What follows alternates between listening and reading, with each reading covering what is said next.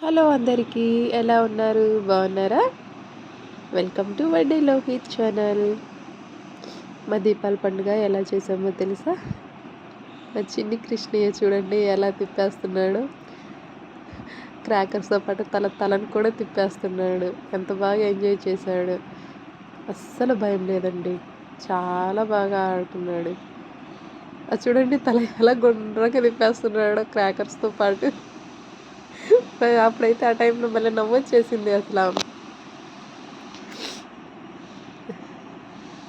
ఇంకా ఆ రోజు ఉదయం నుంచి ఒకటే రెయిన్ అండి, వర్షము. మీరు చూస్తున్నారా అక్కడ వాటరు అదంతా తడి తడిగా ఉంది చూసారా?